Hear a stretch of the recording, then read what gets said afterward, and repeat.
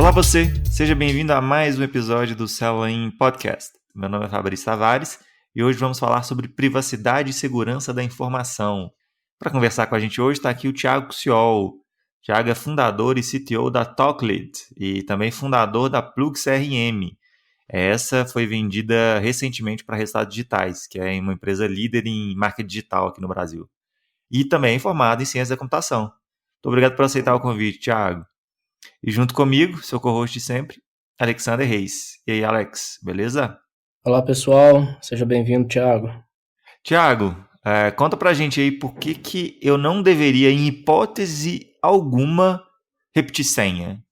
Olá, Fabrício, Alex, ouvintes. Repetir a senha simplesmente vai potencializar a chance de você sofrer um ataque ou invasão em suas contas. Basicamente, porque se a sua senha for descoberta em apenas um serviço, ela poderia ser utilizada para entrar em todas as outras contas que têm a mesma senha. Então, aquela senha que eu demorei para poder construir, custei a memorizar, acho ela super forte e secreta. Se eu usar em mais de um serviço, todo esse trabalho que eu tive de memorizar ela não adianta de muita coisa. É isso que você está me dizendo. Exatamente, porque se um desses serviços sofrer alguma invasão ou vazar algum dado seu, a sua senha super secreta, super segura, super bem elaborada, ela vai ser aberta para qualquer pessoa que quiser utilizar. E se você utilizar essa mesma senha nos outros serviços, nada vai adiantar todo esse trabalho seu, né? Eu devia ter ouvido essa recomendação nos primórdios da internet, porque, sei lá no início, quando chegou o computador lá em casa, internet discada, cara, a minha senha era uma senha estranha, não digo que ela era difícil, mas era uma senha estranha. Cara, eu usava ela pra tudo. Eu tive uma migração, na verdade. Eu já repeti senha, obviamente, acho que todo mundo já fez isso. Mas teve uma fase que eu tinha a senha para serviços inúteis, ou para sites inúteis. Em Sim, que, não, essa senha eu posso repetir porque, é um site inútil e tal. é, Só que esse é um problema, na verdade, porque normalmente esses sites assim têm um nível de segurança pior e a chance de sua informação ele vazar é pior. E você não está colocando só uma senha, você está colocando, às vezes, um e-mail, está colocando um nome, está colocando alguma outra informação. Então, se Exatamente. você tem uma senha compartilhada que pode ser quebrada e vazada em algum serviço, ele vai conseguir te identificar em outros serviços também. Isso é ruim, né? Isso é pior. Exatamente. E às vezes não só capturar informação sua, como também se passar por você perante esses serviços, né? Exatamente, exatamente. Agora, senha é a melhor forma de autenticação? Então, a senha é a forma mais fácil de autorização, mas ela não é a única e nem necessariamente a mais segura, né? A gente tem 3 categorias para o processo de autenticação. Você pode ter aquilo que você sabe, aquilo que você tem e aquilo que você é. Aquilo que você sabe são senhas, informações pessoais, como nomes, datas, documentos, um PIN. Aquilo que você tem é um token, tipo aqueles que tem esse chaveirinho de banco, Uhum. né? Um cartão que tem uma tabelinha Sim. cheia de número, né? Um celular, um cartão, a chave da sua casa. E aquilo que você pode incluir impressão digital, retina, o seu rosto, né? Ainda mais com o iPhone 10, com o Face ID. Tem como fazer o complemento, então, dessas 3 formas que o Thiago descreveu, né? Então, por exemplo, a autenticação de 2 passos, que algumas pessoas estão acostumadas a usar, como, por exemplo, aquele aplicativozinho do Google, tem o Google Authenticator, tem o Authy, tem alguns outros aí, em que você tem que colocar a sua senha caractere, né? E você, depois que você adiciona essa senha, você precisa colocar a informação de um token. E aí você está combinando, então, algo que você sabe com algo que você tem. É uma forma de tornar um pouco mais segura essa identificação. Exatamente. Que é um pouco do que o banco faz, então, né? Por exemplo, sei lá, sou correntista do Itaú, eu digito a minha senha e ele pede aquele número do token que está no meu aplicativo. É isso? Exatamente. Quando você combina vários métodos de autenticação, você dificulta bastante que as suas contas, no caso do banco, ela seja acessada, né? Mas isso serve não só para banco, como vários serviços hoje em dia já têm ativado esse multi-factor authentication, né, ou autenticação de 2 passos, né, para que você, além da sua senha, você adicione uma outra camada de segurança, como, por exemplo, o token, que é o mais comum, para dificultar com que outras pessoas tenham acesso. Se uma outra pessoa tiver acesso à sua senha, ela simplesmente poderia digitar e acessar. Mas ela dificilmente ela vai ter acesso à sua senha e ao seu token, ou ao seu celular, ou à sua impressão digital. Então adiciona uma camada interessante. E a vantagem na verdade, de combinar os dois e não, por exemplo, usar só o token. Não, só o token porque dificilmente alguém teria o que eu tenho. Mas quando você tem um passo só, é mais fácil de você forjar esse passo, no caso. Então, mesmo que seja só o token, ou mesmo que seja só algo que você né? Por exemplo, identificação por o Face ID que o Thiago comentou do iPhone, por exemplo, ou algum leitor de digital, se for um passo só, mesmo que seja isso, é mais fácil de quebrar do que quando você combina isso com algum outro passo. Tá, mas aí a gente entra no problema. Eu vou ter que gravar senha pra caramba. Eu não vou ter uma senha única, então. Eu vou ter a senha do meu banco, eu vou ter a senha do meu e-mail, eu vou ter a senha do meu blog, eu vou ter a senha de um monte de coisa. E como é que eu vou guardar essas informações? Não se torna inviável isso? Isso, e acaba que as pessoas começam a utilizar senhas repetidas ou criar senhas inseguras, né? Exato. E que também não é recomendado, né? Você pode ter várias senhas diferentes, mas se cada uma delas for insegura, você ainda fica propício a algum ataque, né? E então não é recomendado criar senhas repetidas e nem senhas inseguras, como usar palavra comum, usar telefone, nome ou data de aniversário, ou qualquer informação que é de simples acesso. O recomendado é realmente criar senhas seguras e diferentes para cada serviço. Eu uso um gerenciador de senha. Isso é válido? É seguro ter todas as minhas senhas armazenadas em um único serviço, em um único aplicativo? Quais são os riscos disso? Enfim, testa alguns comentários aí sobre isso. Para poder guardar várias senhas diferentes e seguras, você precisa anotar elas, porque você não vai lembrar de todas. E para você anotar elas, várias pessoas utilizam o papel, um caderno ou o próprio computador para armazenar essas senhas seguras. Porém, se você armazenar essa senha segura de uma forma insegura, você continua propício a algum ataque, né? Se qualquer pessoa que vê o seu caderno, que você anotou, vai poder acessar a sua conta. E para isso, a gente tem um método melhor, que são os gerenciadores de senha, como você mencionou. A gente tem o OnePassword, tem o LastPass, tem o KeePass, entre vários outros, que basicamente ele armazena a sua senha de forma criptografada e segura e te dá essa senha quando você precisar delas. Vários serviços deles, além de salvar a senha, eles também salvam outras informações importantes, como cartão de crédito, alguma anotação que você precisa fazer que seja importante, né? E armazenar nesses serviços é recomendado, sim, dada a alternativa que é armazenar ela de forma insegura, né? Não, e uma coisa que é bom dizer também é o que é uma senha segura, né? Quanto maior o número de caracteres e mais aleatória for a senha, mais segura ela é.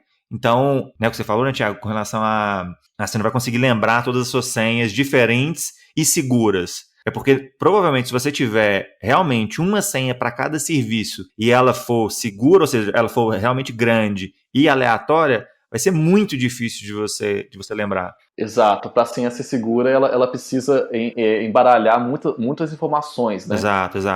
Eu tenho um outro método que algumas pessoas usam, mas tem crítica também, eu tenho críticas com relação a esse método, apesar de usar também em alguns cenários, que é ter uma forma de criar uma senha segura. Então ela não é de fato completamente aleatória. Você cria, sim, senhas únicas, uma senha para cada serviço que você utiliza ou para cada necessidade que você tem. Você cria um algoritmo mental, né? Você cria uma regrazinha mental para poder saber qual que é a senha daquele serviço, e aí com isso você consegue uma senha média para segura, e ela é única.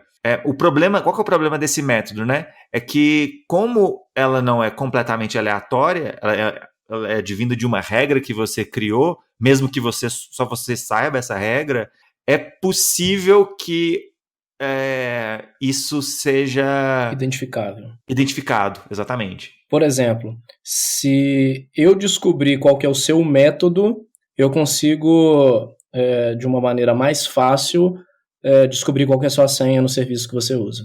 Exatamente. Criar um método é uma opção interessante, sim, mas dependendo do método que você escolhe, as suas regras, ela pode ser mais ou menos segura. E a insegurança nela fica pela senha que você vai tornar ela no final e pelo ataque mais pessoal, ou seja, quando o ataque ele é genérico, né, um ataque a um site, coisa do tipo, possivelmente você não seria tão impactado pelas essas regras, né? A pessoa provavelmente não descobriria qual era a sua regra que você criou para criar aquela senha. Mas se o ataque for em cima de você, né, querendo descobrir as suas senhas, talvez o método de criar uma senha seguindo uma regra, né, não seja tão interessante, né? E para ilustrar, o método de criação de uma senha é basicamente o seguinte: você vai juntar algumas informações que você sabe, informações do site, coisas do tipo, e colocar todas juntas de uma forma que só você vai saber. Então, por exemplo, você pode pegar as 3 primeiras letras do site, do nome do site, juntar com o número aleatório 42 e o nome de uma outra pessoa que você não conhece. Então, se você fosse acessar o Facebook, você poderia acessar como, por exemplo, FAC 42 João, né? E para ir dificultando mais a sua senha, você pode falar que o João sempre vai escrito em letra maiúscula e no final vai ter um ponto de exclamação, né? Então, acaba que qualquer outro site que você vai acessar, usando o mesmo método, você consegue utilizar criar senhas diferentes, né? Então esse seria um método bem básico para criar uma senha. Mas, novamente, ele não é um método tão recomendado porque ainda não é completamente aleatório. Sim. E por mais que você tente misturar várias letras, e maiúsculo, minúsculo, número, alguns caracteres especiais como asterisco, dólar, arroba, né? E isso já é muito bom, mas ainda não é completamente aleatório. Para ser completamente aleatório, você precisaria bater a mão no teclado ou usar um programa de criação de senha, né? Sim. E aí essas senhas ficam muito mais difíceis de você decorar. Por isso, existem algumas formas de armazenar essa senha de uma forma segura, que são os gerenciadores de senha. Eles vão, além de gerar as senhas de forma aleatória e usando vários caracteres de forma bem segura, eles vão armazenar a sua senha de uma forma criptografada na internet, né, nos servidores dele, né?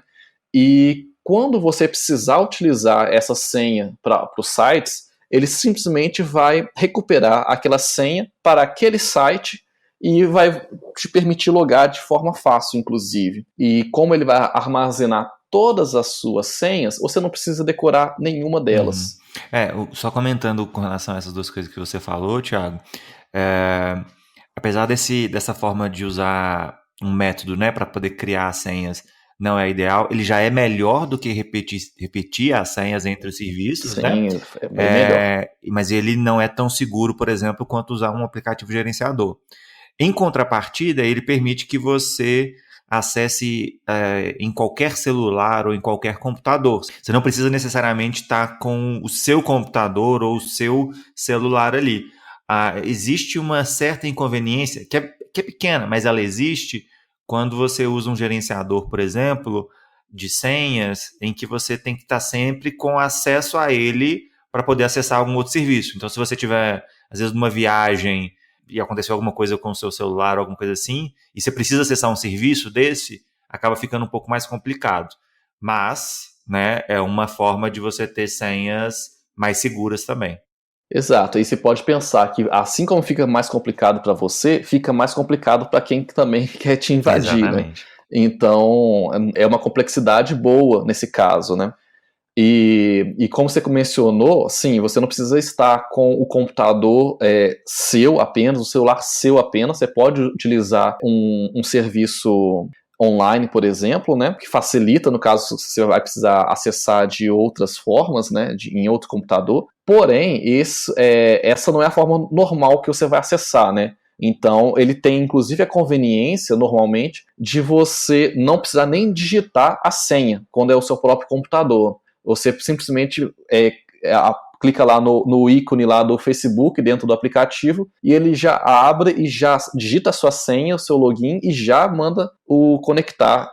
Tudo sem precisar redigitar a sua própria senha, né? Esses aplicativos, então, de armazenamento, eles são seguros, em questão de invasão, esses detalhes. Eles necessariamente precisam ser bem seguros, né? Porque eles vão estar guardando uma informação sensível de diversas pessoas, né?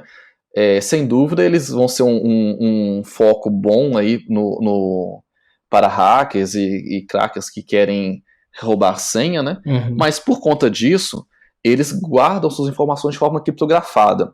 E o que significa isso? Significa que todas essas informações elas são embaralhadas de uma determinada forma que só com a sua própria senha, a sua senha master, sua senha principal, ela consegue desembaralhar essa informação para dar origem àquela senha que você vai precisar ter acesso.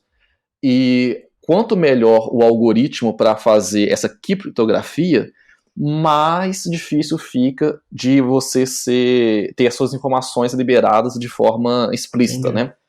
Porque caso o servidor seja invadido, eles vão ter acesso às informações, mas eles não vão saber o que aquilo ali significa. Não vão conseguir recuperar a senha, né? Eles vão ter só apenas um tanto de informação embaralhada, misturada, sem sentido algum, né? Então isso é uma camada, vou falar assim, é a mais importante possível em qualquer serviço, mesmo sem ser o gerenciador de senha, né? Inclusive nos sites que você vai acessar normalmente, eles precisam ter essa camada de segurança da criptografia, né, para armazenar suas senhas. Uma característica que eu gosto no gerenciador que eu utilizo é que ele me emite alertas sempre que um determinado site foi invadido. Então, sei lá, por exemplo, o Evernote sofreu um ataque. Aí eu recebo um alerta falando para eu trocar a minha senha no Evernote, porque o Evernote foi invadido, né? As informações foram corrompidas ali. Isso eu acho bem relevante, porque se depender de você saber você por si só, saber quais sites sofreram invasão, acaba que você não consegue, né? Exato. E em cima disso daí também tem esses serviços, né, que o gerenciador de senha vai agregar, né, em cima do serviço dele. Tem várias outras possibilidades, como também tem alguns que permite você fazer a troca da senha em vários sites com um único botão. Então você tem muitos sites cadastrados, várias contas cadastradas com essas senhas aleatórias, mas você quer dar uma renovada também nas senhas, para colocar outras senhas aleatórias no lugar. Com um único botão você pode clicar e ele acessa todos os sites e troca senhas para outras senhas aleatórias, sem você precisar fazer isso manualmente. Nossa, então, que legal. Agrega ainda mais um fator, né? Porque sua senha vai mudando de tempos em tempos, sem que você precise decorar as novas, nem as antigas também, né? Vamos lá, avançando então. Beleza, tem uma senha super segura, forte, aleatória, única para cada site que eu acesso, para cada site que eu utilizo. Como que eu vou saber, então, Thiago, se a empresa está salvando não só a minha senha de forma segura, mas ela está salvando as minhas informações, ou se ela está cuidando das informações que eu insiro ali de forma segura? Ok, para você saber como que a empresa está armazenando os seus dados, você vai ter que perguntar para o suporte da empresa ou ler o contrato, o termo de serviço, né, para saber se lá está informando alguma coisa. Se caso não estiver informando, tem alguns indícios que você consegue ir analisando para saber se ela está tendo os mínimos cuidados com os seus dados, né? Então, por exemplo, se você mandar recuperar a sua senha e ao invés de vir um link ou vir algo aleatório, vir a sua própria senha, com certeza ela está armazenando sua senha de forma insegura. Outra forma é de você ver qual o link que você está acessando. Se o link for HTTP e não HTTPS, né? Se ele começar com... Se ele começar, né? Se ele começar isso, com se isso. ele começar com HTTPS, ele está seguro. Se ele começar com HTTP, ele não está seguro. O que significa esse HTTPS? Significa que todas as informações que você está trafegando entre o seu navegador até o servidor da empresa, elas estão sendo criptografadas. Então, se alguém malicioso entrar nessa comunicação, no meio entre essa troca de informação, ele conseguiria pegar os seus dados. Como ela está criptografada, ele pode até conseguir pegar os dados, mas novamente, ele não vai saber o que aquilo ali significa, ele não vai conseguir pegar a informação que está sendo trafegada de fato. Não só a sua senha, mas qualquer outra coisa que esteja trafegado, né? Então é importantíssimo o uso do HTTPS nos sites. Não, isso é especialmente importante quando você acessa a internet de um Wi-Fi, por exemplo, público, de uma cafeteria, de alguma coisa assim, de shopping e tal. Porque esse tipo de ataque é chamado de man in the middle, né? Que é Exato. Uma interceptação no meio do caminho, né? Entre você, usando o seu device ali, seu aparelho, e o servidor da empresa. Se você está usando um Wi-Fi público, é muito fácil interceptar essa informação caso você esteja navegando num site que está como HTTP. Então, às vezes você pensa, mas por que eu vou me preocupar com isso? Quem que vai invadir aqui? Quem que vai se preocupar? Às vezes, uma informação só de você não seja interessante, mas quando ele está pegando informações de várias pessoas ali, pode ter um potencial de dano aí relevante. Assim. Então, é bom ficar atento para esse tipo de coisa, principalmente com Wi-Fi gratuitos e tal. E um adendo ainda em cima do acesso em computadores públicos, em Wi-Fi gratuito e tudo mais, primeiro, sempre deslogue quando você fizer login em algum computador que não é seu, né? Sempre lembre-se disso, porque se você não deslogar, a outra pessoa que vier depois de você consegue continuar o seu acesso onde você parou. Fechar a aba somente não adianta, viu, pessoal? Fechar a aba, fechar o navegador, não adianta. Desligar o computador, apenas isso não adianta. Tem que realmente ir lá no site e falar, deslogar, sair, ou como tiver escrito lá. Outra forma também é evitar de fazer algumas operações sigilosas, né, que precisam de um nível de sigilo maior em computadores públicos, né? Uhum. Então, se você puder evitar, por exemplo, de acessar o site do seu banco, é bom evitar, né? Nesse caso, priorize a sua rede 3G, 4G no seu celular, por exemplo. Uhum. Mesmo que você esteja fora ou esteja com um computador público na sua frente. É preferível você acessar o seu banco pelo seu 4G do que você acessar o seu banco num computador público, ou usando um Wi-Fi de uma cafeteria, por exemplo. Uma pergunta. Isso em sites, navegadores, correto? Exatamente. Agora, e se eu estou usando um aplicativo, tem como eu conferir se essas informações trafegadas são seguras ou não? Se o aplicativo é um aplicativo malicioso? Enfim, sei lá, tem como fazer alguma conferência no aplicativo? No aplicativo, a coisa já complica um pouco mais. Porque não é possível você verificar de forma fácil como está sendo trafegado os seus dados, né? Não é qualquer pessoa que vai conseguir verificar essa informação. Porém, quando você acessa de um aplicativo oficial, a intenção é que realmente tudo que você está trafegando dele, ela seja legítima, né? Mas, novamente, você fica propenso a ataque, igual o Fabrício falou, como o The Man in the Middle, né? Onde a informação ela é interceptada durante o envio dela, né? Ou o recebimento, né? E a minha recomendação nesse caso é que você escolha bem os aplicativos que você vai acessar e vai editar suas senhas, né? Tem alguns serviços que acaba sendo um pouco mais seguro, infelizmente, acaba sendo um pouco mais seguro você utilizar pelo navegador, porque você consegue enxergar essa informação de forma bem transparente, e no aplicativo não. A gente teve um problema aí alguns anos atrás com um aplicativo de banco brasileiro, não vou aqui citar qual, que ele, no aplicativo dele, tinha uma conexão não criptografada, o que era um problema, na verdade, de segurança grave, né? Isso já foi corrigido, já tem um tempo, mas, olha só, um banco, né, tinha uma falha dessa, então é uma coisa muito, muito sensível e muito, às vezes, importante ficar atento, né? Exatamente. É um ponto a mais, então, para um Progressive Web App, né? Quem tá meio perdido aí em Progressive Web App, nós gravamos um episódio falando sobre tipos de aplicativo, vai lá e ouça. Então, é mais um ponto a favor desse modelo de aplicativo. Então, para os desenvolvedores que estão ouvindo, um ponto importante é que vocês também podem incentivar os usuários a criar senhas seguras, né? Como, por exemplo, não permitir senhas inseguras comuns. Por exemplo, não permitir senhas apenas com números, apenas com letras, né? Em exigir que tenha uma letra maiúscula, uma letra minúscula, algum caractere especial, o mínimo quantidade de caracteres para a senha também é muito importante.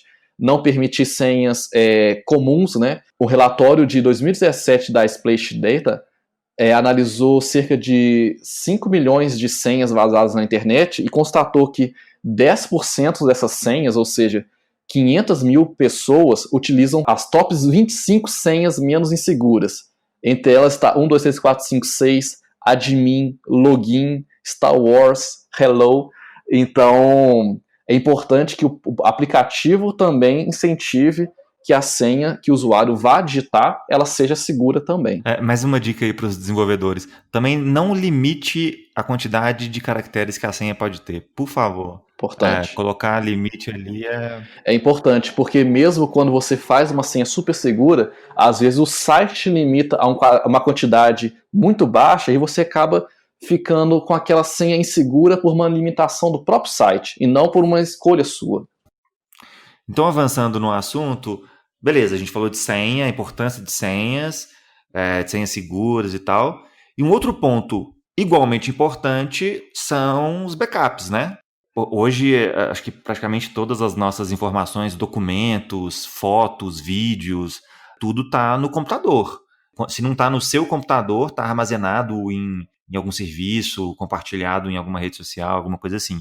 E para perder isso é um pulo, assim, pode dar um problema no seu computador e aí você perde todas as suas fotos, dá um problema no seu celular, o celular é roubado, e aí, poxa, todas as fotos do meu celular foram perdidas, porque o meu celular foi roubado e tal. E aí o backup vai entrar para te dar uma certa segurança, para que caso você perca os seus dados, fotos, documentos, vídeos e tal, você tem uma forma de recuperar. Como que a pessoa pode, então, Thiago, dado a importância disso, trabalhar com backup sem ser uma coisa super tecnológica, precisar de um super conhecimento técnico ali para poder configurar alguma coisa? Hoje em dia existem vários serviços que descomplicam o backup, né? Os celulares e os computadores costumam já vir com uma solução pré-instalada. Você pode utilizar deles ou até instalar uma outra, se você achar melhor, né? Dependendo da forma que você quer trabalhar. No iPhone, por exemplo, tem o iCloud, que você pode ativar e todos os seus dados são enviados para a nuvem, né? Mas existem também outras empresas que atingem uma vertical só, por exemplo, só fotos ou só dados, né? E essa questão de backup, a gente às vezes não dá a devida importância. E recentemente não, alguns anos atrás, tem um caso que me marcou muito, porque eu nunca tinha me preocupado com backup. E aí, ouvindo um podcast, eu estava escutando a situação que Matt Honan, ele é um escritor, escreve aí para várias revistas, é uma pessoa que tem um certo conhecimento de tecnologia, e aí com relação ali à engenharia social, um hacker queria a conta dele no Twitter, que é uma conta muito simples, @Matt, conseguiu um dado do cartão de crédito, os 4 últimos números do cartão de crédito dele na Amazon, e aí ele conseguiu acessar através de algumas falhas de segurança que a Apple tinha, acessou o buscar meu iPhone, o buscar meu Mac, né? E ele perdeu todos os seus dados que ele tinha no computador. Se não me engano, era 4 anos de fotos das filhas. Toda a vida digital dele estava dentro do computador. Nossa. E ele não tinha backup. Aquilo mexeu comigo, porque minha filha estava novinha e eu tinha todas as fotografias dela estavam no meu celular na época. E ali que eu comecei a me atentar a backup. Aí fui procurar formas de fazer backup das minhas fotos, dos meus contatos. Eu já passei por situações bem chatas de perder contato, de não ter como recuperar isso. A maioria das pessoas não dão a devida importância a isso. e só vão dar a importância na hora que acontece o problema. Inclusive tem até hoje o Dia Internacional do Backup, Exatamente. né? É para conscientizar as pessoas dessa importância. Não, então, é importante entender ali que existem documentos, existem arquivos que, beleza, às vezes você perdeu, você refaz, ou não é importante, ou você baixa aquele arquivo de novo e tal, né? Então, por exemplo, você está fazendo um texto ali, um relatório que você gastou ali 2 horas para fazer e aconteceu um problema e você perdeu aquele arquivo. Beleza, vai ser trabalhoso, vai ser difícil, mas você refaz aquele arquivo ali, aquelas 2 horas de trabalho. Mas se você perder uma foto, por exemplo, ou um vídeo do seu filho, beleza, aquele vídeo você perdeu, você não tem mais, né? E aí, complementando um pouquinho o que o Thiago estava falando, né, Thiago, com relação a serviços. Tem alguns serviços que facilitam muito, mesmo que não seja para poder fazer um backup completo de todo o seu celular ou de todo o seu computador, por exemplo, você pode usar algumas coisas específicas para fazer backup, pelo menos desses arquivos que são mais difíceis ou impossíveis de recuperar caso você perca, né? Por exemplo, aqui de cabeça tem o próprio Dropbox, que ele permite que você ative uma opção ali que chama Camera Uploads, que ele vai fazendo o upload de toda a foto e vídeo do seu celular. Tem o próprio Google Drive, com o Google Photos nos celulares Androids aí, né? Então, assim, pelo menos esses arquivos que, caso você perca, seja impossível recuperar, é importante ficar atento, porque mais cedo ou mais tarde alguma coisa pode acontecer. E a história fala que é quando você não pode perder alguma coisa que você acaba perdendo, né? Então, às vezes é bom se precaver um pouquinho com relação a isso. Certa vez eu ouvi uma frase e eu procuro sempre estar caminhando junto a ela, que é o seguinte: se você tem um backup, você não tem nada. Tenha pelo menos 2 backups dos seus dados, porque se der algum problema no primeiro, você tem uma reserva ali. Essa premissa é verdadeira? Eu realmente preciso gastar tempo ou investir tempo trabalhando em criar backups, seguindo essas regrinhas aí? Sim, essa é a regra máxima do backup, né? Quando você tem um, você tem nenhum. Quando você tem 2, você tem um. Quando você tem 3, você tem 2, né? Sempre você tem a menos do que você realmente acha que você tem. Porque se você tiver um único backup, se você perder o original, você vai tentar pegar o backup. Mas se você não tiver também o backup, vamos supor que ele não esteja acessível, né? Você não vai ter nada, mesmo tendo tido um tempinho aí para fazer a sua estrutura de backup, né? Então é importante você armazenar em mais de um lugar, né? Idealmente em mais de 2 lugares, né? As suas cópias, para que você continue com ela. O pensamento tem que ser mais ou menos assim: o backup é exatamente a reserva do seu uso padrão do dia a dia. O seu backup precisa ter um backup.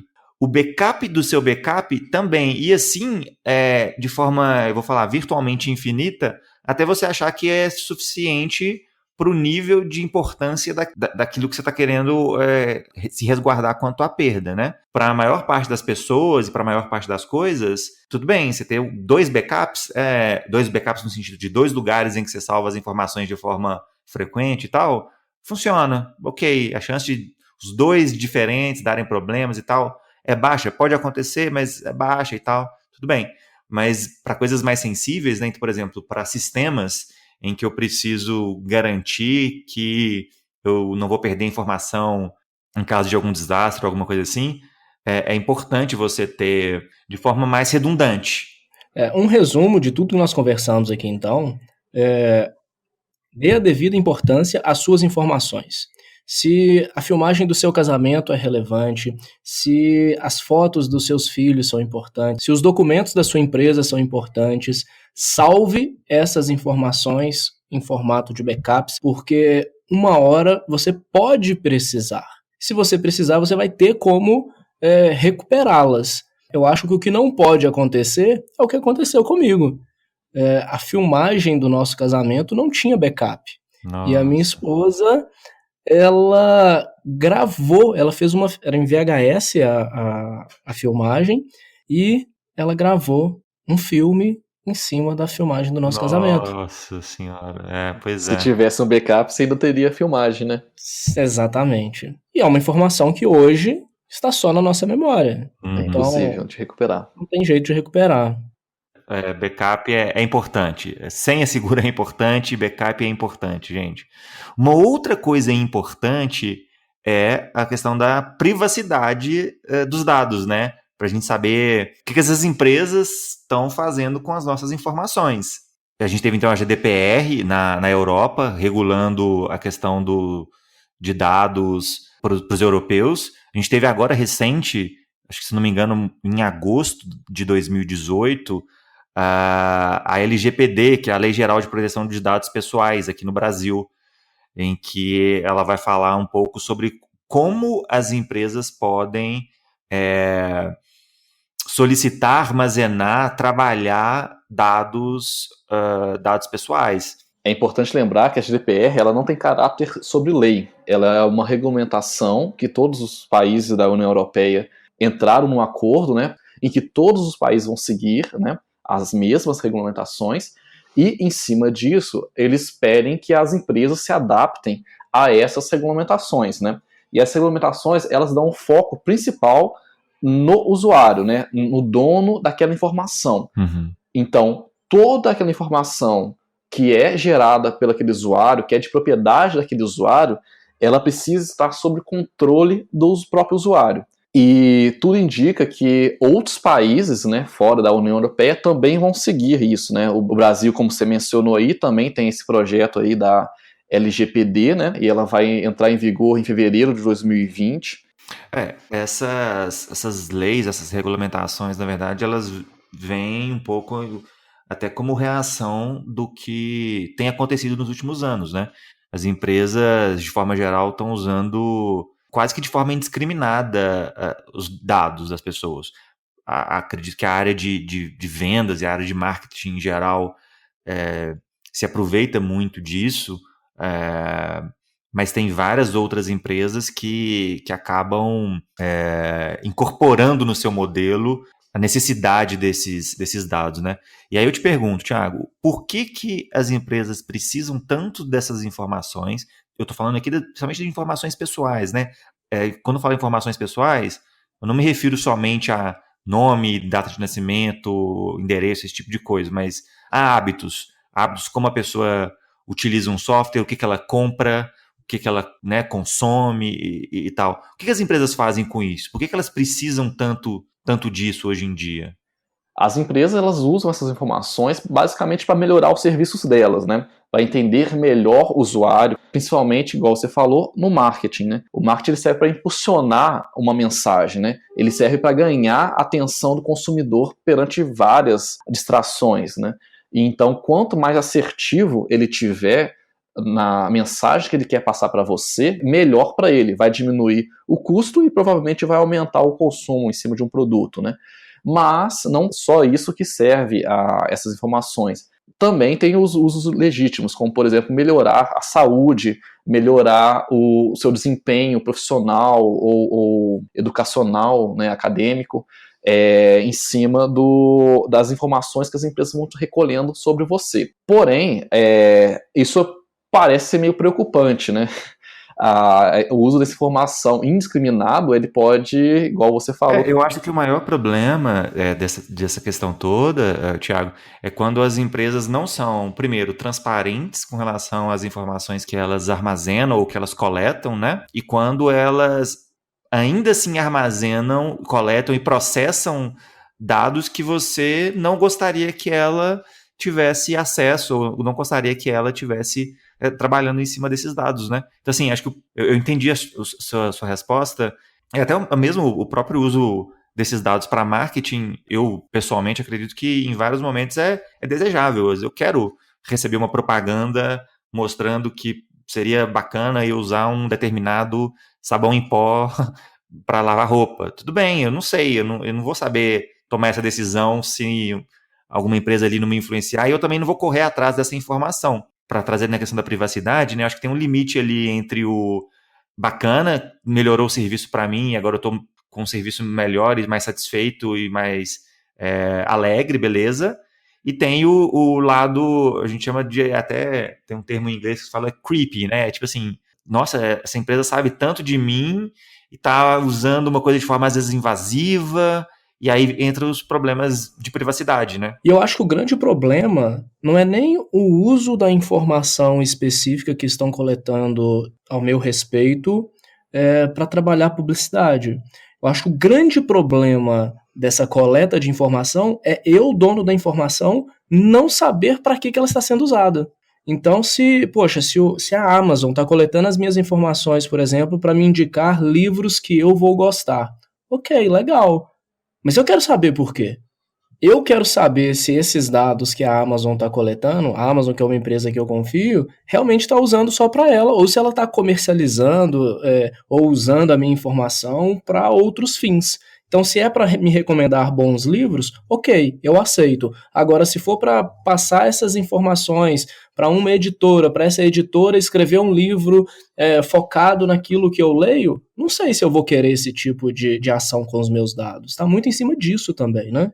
Quando a empresa coleta o seu dado de uma forma legítima, né, ela deve informar para o usuário por que ela está se coletando aqueles dados, quais dados elas estão coletando, e inclusive dá a possibilidade de parar de coletar aqueles dados, né, inclusive de deletar os que já foram coletados. A GDPR meio que obriga a empresa a seguir essas regras, né, e o usuário ele pode se aproveitar disso. Ele pode, por exemplo, pedir para que a empresa pare de recolher alguns dados, né? Então, por exemplo, você deu o exemplo da Amazon aí, você pode falar para ela, não quero que você recolha nenhum dado meu, não quero que você me recomende nada, né? Me trate como se fosse um anônimo dentro do seu site, né? Porém, existe também os usos ilegais dessas informações, né? Inclusive de vendas dessas informações ilegais.